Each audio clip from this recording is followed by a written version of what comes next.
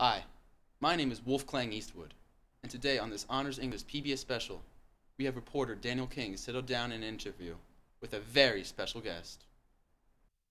Hello, my name's Daniel King, and I'm here with award winning playwright Arthur Miller, and we're going to discuss his play, The Crucible. So, Mr. Miller, how does Salem tie into your experiences with McCarthyism? Well, you see, Dan, some people refuse to compromise with the government and tell lies in order to save their lives. We can be led or misled by appeals to a certain kind of purity of belief. A politician who has no qualms about telling lies can very quickly generate a following among a certain kind of people by telling them that if they follow him, they leave sin behind. And if you read carefully enough the record of the trial, you'll have to be struck by the number of people who were telling the court that they were being tempted by others to break the law. Why do you think everyone panicked so much about McCarthyism? Every human being in every society has a panic button.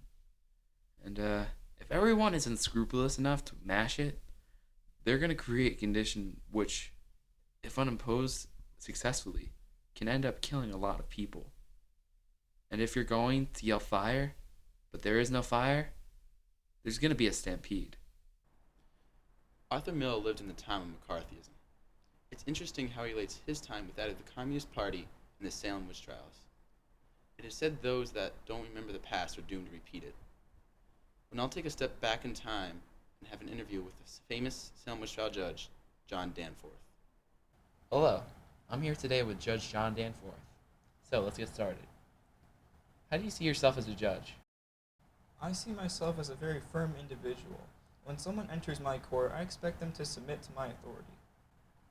Would you say that you treat everyone equally in court? Of course, it is the judge's duty to treat everyone equally. Do you think you treated Abigail Williams and John Proctor equally? Truth be told, I had trouble accusing Abigail and her female friends of lying. It is difficult to accuse such innocent beings of overthrowing my court. They were under oath, so I assumed they were telling the truth. Were you surprised when John Proctor admitted to committing lechery? Of course I was. Lechery is a crime almost as serious as witchcraft. I'm sure Proctor knew that. So if he were to confess such a serious crime, one would most likely think he was telling the truth, right? I was torn between my trust in Proctor's word, keep in mind he was under oath, and my belief that Abigail was innocent. I had already witnessed Mary Warren bewitch Abigail and the other girls in the courtroom. Since she was part of Proctor's defense that his wife was innocent, I had begun to think that Proctor, Mary Warren, and Elizabeth Proctor were all witches. What were your thoughts when Elizabeth was brought to testify? Despite the whole incident with Mary Warren's witchcraft, I realized that if both John Proctor and his wife both testified against Abigail, the claims of lechery might hold true. When she said she didn't think John was a lecherer, his accusation that Abigail had sexual relations with him crumbled before his very eyes. One last question, Mr. Danforth. When Mary Warren condemned Proctor by saying that he forced her to testify in his favor in an attempt to overthrow the court, you were certain she was telling the truth, and not just so scared of Abigail that she outright lied?